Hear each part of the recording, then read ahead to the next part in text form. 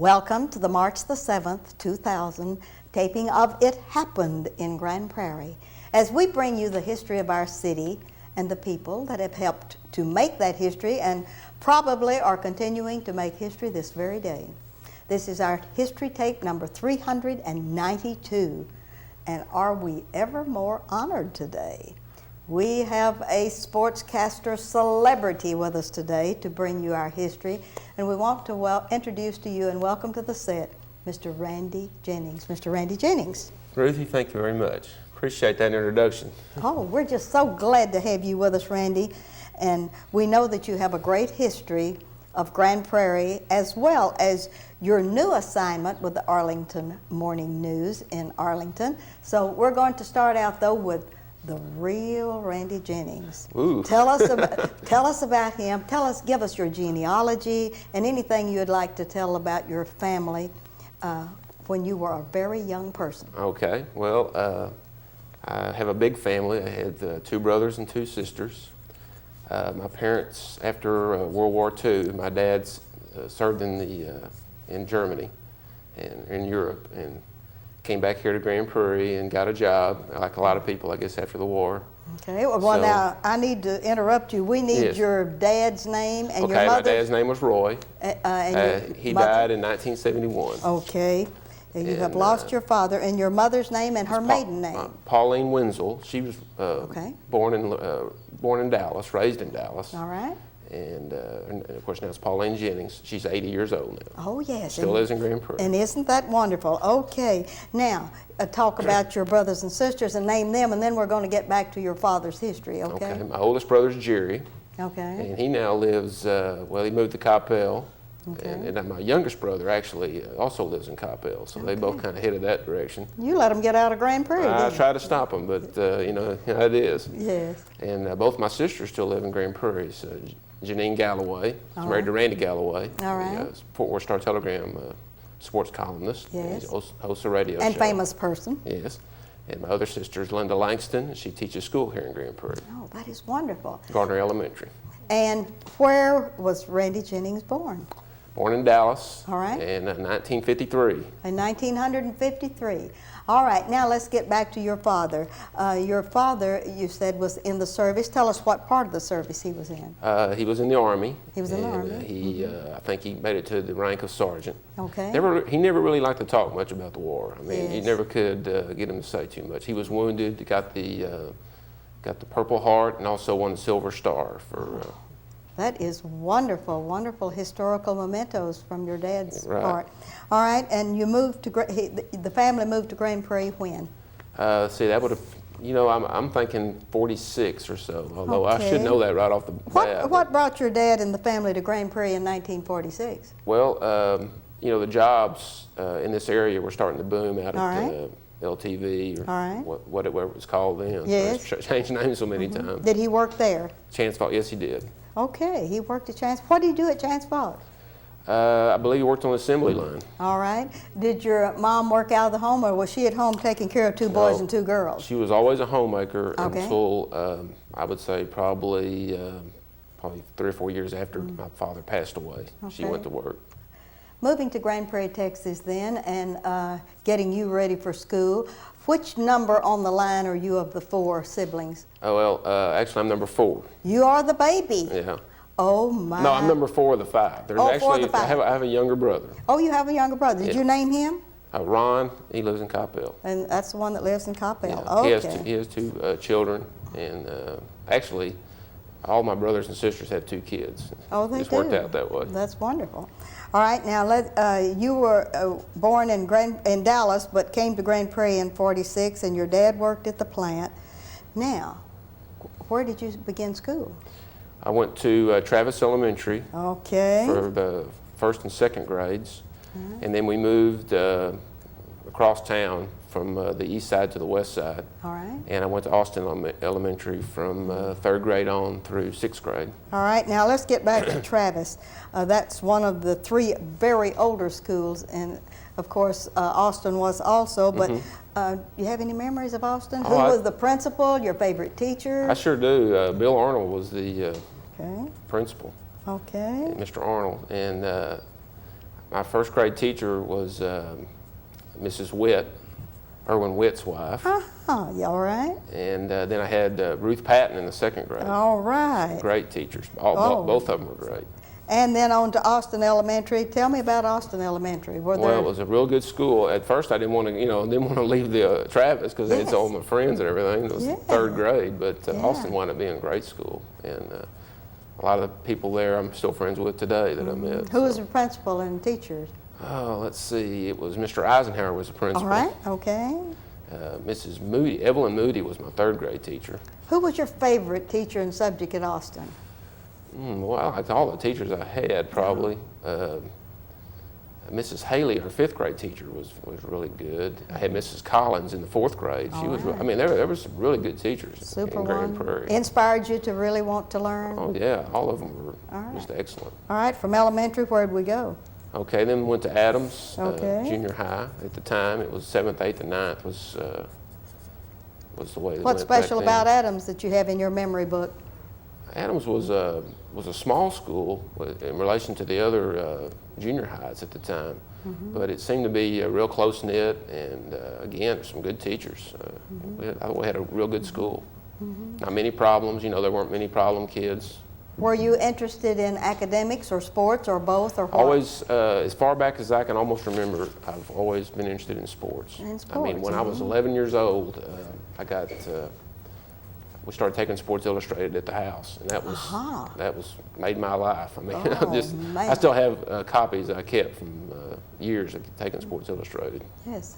And at Adams Junior High, did you play any of the sports, or who were your favorite teacher? Do you have a favorite coach or anything?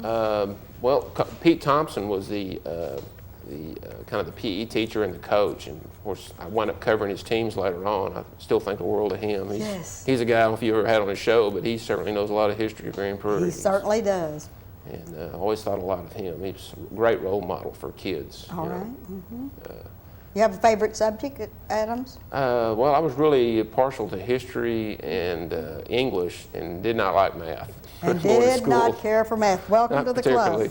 Okay, and when you left Adams to go to Grand Prairie High School, what kind of a transition was that, going to the big Gopher land? Well, it seemed a little dangerous at the time. I mean, from Adams was really protective, and nothing really bad happened. Grand Prairie High back then was, I mean, not say rough school, but there was, you had to be more careful what you did, as far as you could get into trouble very easily. Yes. If you said the wrong thing, the wrong person. It seemed like it was a real crowded school my sophomore year. That's the year they decided to build South Grand Prairie, because the number was up over 2,000 in the 3 grades, and it was too many for the school. They had to lengthen the passing period, I don't know, from 5 to 10 minutes, just because there were so many kids in the halls. In the hall. Yeah, it was a big school.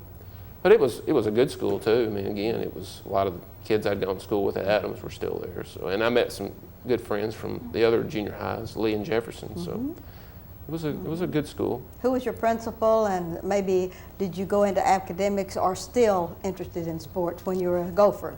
Well, I still love sports. I wasn't very good at it. Hobbs Williams was the principal. Okay. Great guy. And I actually started kind of going into figuring out a way to stay around sports if I wasn't going to be very good at it. So I figured out that maybe sports writing might be a way to do that. So my junior year, I was on the Prairie Dog, which was the paper, was on the staff, and Steve Conover was the sports editor, and Mike Campbell was the other sports writer. So there's 3 of us that did sports. And then my senior year, I was sports editor of the newspaper. Okay. That is wonderful. Of the Prairie Dog. Of the Prairie Dog. That is the big paper at Grand Prairie High School. Well, it was a good training tool. It really was. And Frances Sullivan was our sponsor and my journalism teacher, and she really knew her stuff. She was very good. That has to be your favorite teacher then. Oh, she was great. Yeah, definitely. Any other favorites that you have? Were you in choir or in one-act plays or anything? You were strictly sports fan? Yeah, I probably should have done other things like that, but no, I didn't do it. Your other favorite subjects that you were beefing up on to get ready to go to college, what were you preparing for? Well, I wanted to be a sports writer at that point. You already knew? Yeah, I think that's what I wanted to do. And I was also on the golf team too in high school, so we did that. I learned to play golf sort of. Sort of. In those years, and met a lot of friends through that. But my interest was sports writing. After Grand Prairie High School, what? Well, UTA, and went there for.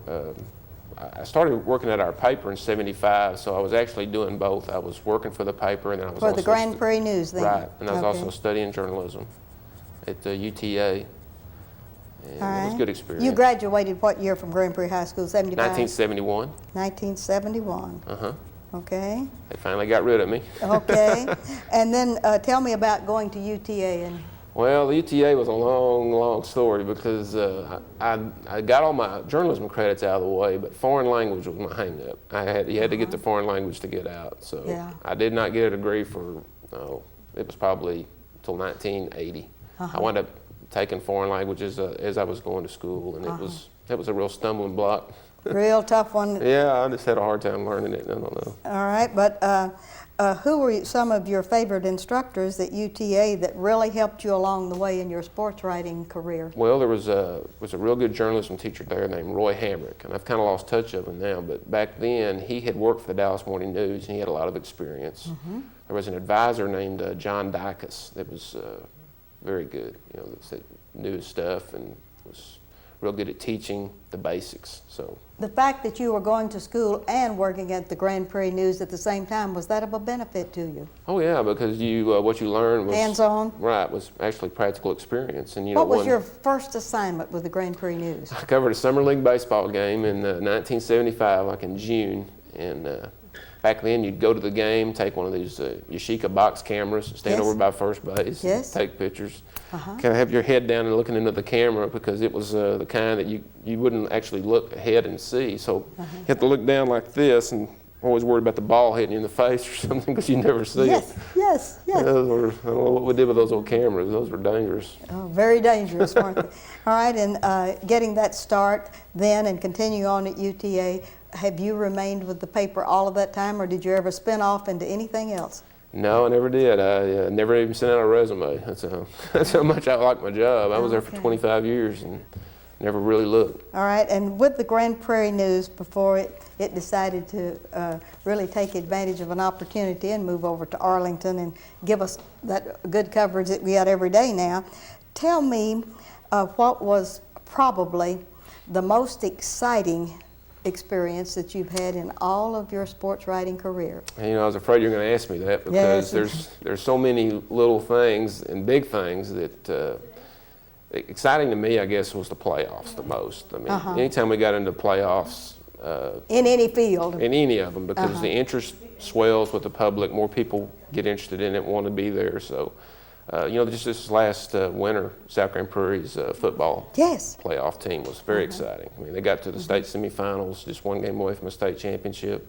Grand Prairie's 1995 baseball team made it to Austin, and they lost in the semifinal round, but it was a very exciting season. Oh, I know it was. That was exciting to cover, wasn't it? Oh, it was great. It was the kind of thing you can remember, all your life. So. Yes. Working with the newspaper, you've worked with a multitude of other sports writers and other people, but name those editors if you can. Oh, there's Who been did so you start many out of with? Let's see. I should Charlie know Lewis? Charlie Lewis? No, it was Catherine Allen. But Catherine Allen. I think was the That's editor with when a K, came. Catherine Allen, yes. In 75. She was in my garden club, and I still love knowing where that child is up around the Denison area. She was very good. And Okay. back then, we seemed to change a lot. I mean, it's hard to name them all, but I can tell you some really good ones we've had. Well, starting from the back and going back, Patrick Waskovich was our last editor at our paper. Yes. And then Herb Booth before him. Those were strong editors, both of them. Did a good job. And they were fun to work with, and they also had a good appreciation for sports, which was very important to me. I wanted somebody that knew that sports was important in Grand Prairie, and both of those guys did. Of all of the editors that you have worked with, which one was the most impressive, unless it puts you in jeopardy with your job now? Well, no, they were. I have a hard time picking one out from the other because as times change, maybe their responsibilities changed. Yes. There were some good ones though. I mean, going back to Casey Seelix in the 80s was a very tough editor, but she was very good. I thought the paper really improved under her from 80 to 85 in that area. Okay. I thought we had a good paper in those days. And there's several of them though. Larry, one I didn't mention, Larry Powell at the Dallas Morning News. He was there in the 70s, and he was great to work for. He came in shortly after Catherine Allen had left, and very good. Well, we've gone over all of the editors and working with your sports. What kind of cooperation does it take for a sports editor to be able to negotiate with all of the different sports that are in Grand Prairie, with all of the different schools, all of the different activities, the city of Grand Prairie's recreation programs and the baseball and all of that? How do you keep a schedule on all of this good stuff, Randy? It takes a lot of cooperation from the coaches and the people you deal with, because one person couldn't do it alone if he didn't have a lot of help. Do you have an assistant that helps keep a calendar for you? In the days when we were doing our paper, I had somebody that would be available to cover games on game nights. So that part of help I did have. And the thing that probably changed the most, looking back over the years, was the number of sports that were involved in high schools. When I first started, there was only 4 or 5 sports. The girls, automatically the athlete of the year in the annual was whoever the tennis player was, because that was the only sport a girl could play. Yes. And now you look at it, and they've got round the clock sports. There's volleyball, then they go to basketball, then they go to softball, and there's girls soccer.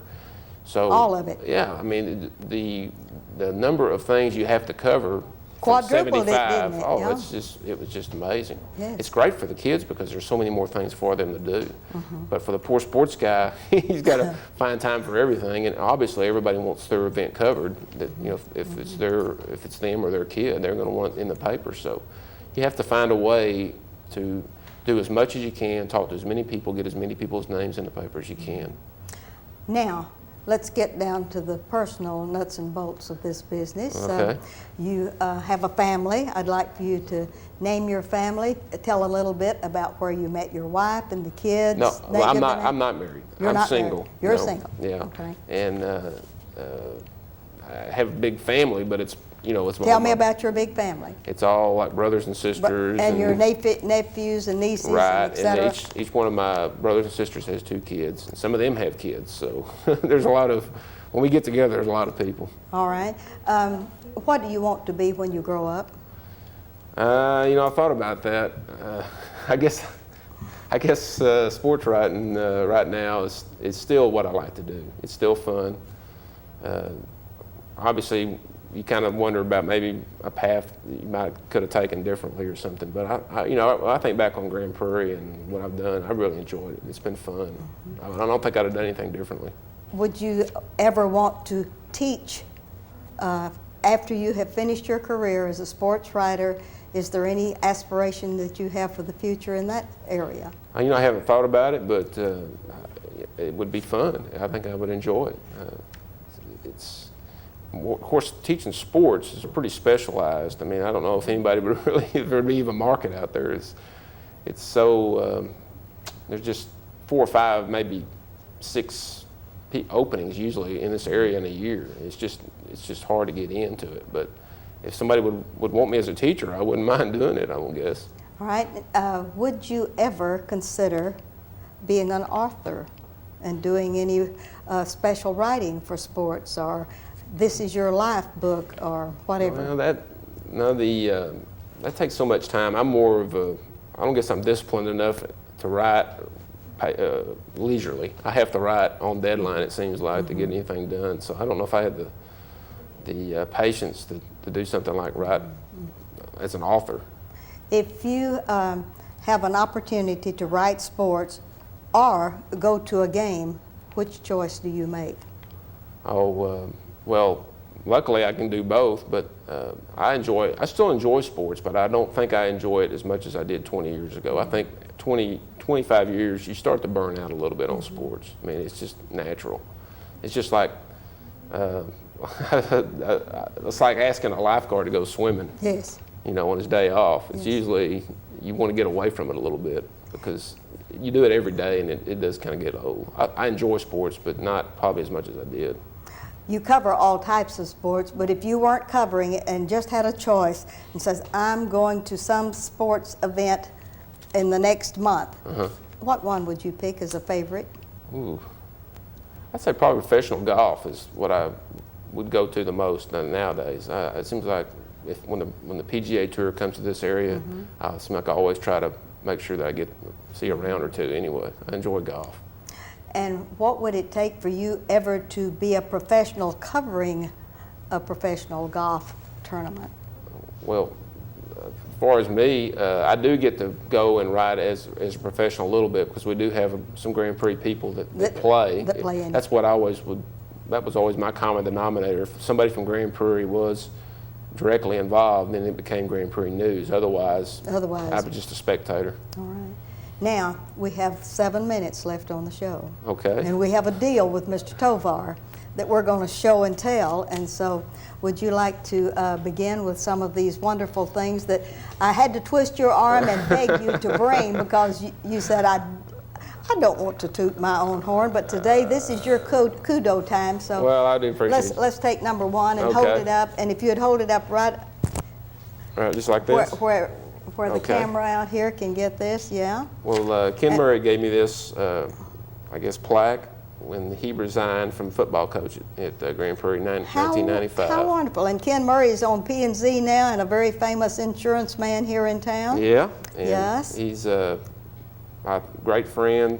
I covered his teams for over 20 years, and he was always great to me as far as how he treated the press and so forth of Grand Prairie. He was a great guy, and I really enjoyed those years. Oh, that is great. Grand Prairie High School, and coming from a coach from your alma mater, that is something, isn't it? All right, let me hold that one while you get the next one, and that we're going to. I brought a couple of these awards, and this was back in 1982. Sports column and feature writing from the UPI. All right, kind of hold that one up, and let's talk about that one a little. I don't remember what I wrote, but I got some kind of award. It's from the Texas UPI Editors Association, second place, sports column and feature writing in 1982. What happened exciting in Grand Prairie in 1982? It was something spectacular, wasn't it? You know what? I'm thinking that it was something to do with Grand Prairie had gotten knocked out of the playoffs because of forfeiture, and then they said they had an eligible player, and then they came back, and I think I wrote a column about it. That's what it was about. That what it was about? Okay. They wound up going to the playoffs. That's a good one. All right. Let's get our next one. This was 85, and this was the 1985 Texas UPI Editors Association, first place. Randy, how did that happen? What happened in that spectacular year? I don't really remember that, Ruthie, to be honest. Some of these things, I don't know how I got them. I just happened to show up on my desk, I guess. Well, I think that's wonderful. Okay, and let's go to our This one here, this was nice. The Lady Mavs, which was a softball team in Grand Prairie. Yes. I covered them several summers, and they brought me this award one year. Yes, and this says an appreciation presented to Randy Jennings for his support of the 1994 Lady Mavs. Yeah, that long ago? Wow. Yeah, see? Imagine that. We're getting right on down the yesterday. line, aren't we? That was 6 years ago. Isn't that something? That was good. Okay. This was, awarded the Grand Prairie News for outstanding achievement in the field of journalism and its sports coverage Division III, sponsored by the Texas Press Association. And does that not have a date on it? 1997, I believe. 1997. I hope you'll put that on the back of it because for your archives later on, we'll be wondering what that was. Well, that was great. Do you know what all that was for just general coverage? That was just, general coverage. So that means probably more to me than one story, because that usually means that you're doing a good job day in, day out. Which is continuous. That's what a newspaper really is. Continuous coverage. Right. Well, when you started out with the paper, was it 7 days a week then? It was 6 days a week. We didn't publish on Saturday when I first started.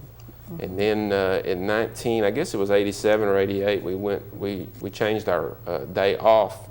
The day we didn't have a paper to Monday, we started publishing a Saturday paper, which was done basically for sports, so we could get Friday night sports into Saturday's paper, which was a good idea. Then in 1990, we reduced our frequency from 6 to 4 and cut back a little bit on staff. And then we went from 4 to 2 later that year, later in 1990. Yes. And it was that way until we closed earlier this year. Well, we know that you have a wonderful history with the Grand Prairie News, and you're going to make some new wonderful history over at the Arlington Morning News. And I believe Lewis says we have 1 minute for wrap up. Is there anything you'd like to tell the young people? Well, yeah, I think that you know, it's somebody that really want to get into journalism. I think it's a great opportunity. I think there are newspapers around where you can learn, and there are also newspapers where you can, you know, really achieve some of the. Just depends on what level you want to go to.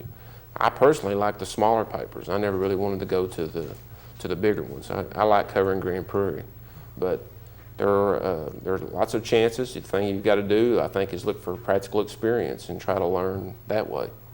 I mean, it helps to learn from the books, but it also helps to, you know, to give it a shot and see what you can do. I can remember going to games and just thinking, now, if I was writing a game, how would I write this game? You know, what would I say? So I think that's something anybody can do if they really want to give it a shot. Randy, it's been wonderful to have you on the dais today. Well, it's been great for you to share your life with us, and especially having a Grand Prairie Gopher on the set that does laud and applaud, and we want to thank you so very much. Really, thank you. I appreciate it. It was a pleasure being here. For all of the good stuff that you have done for kids and encouraged them in many ways. And this is Ruthie Jackson reminding you that history is as we live and do.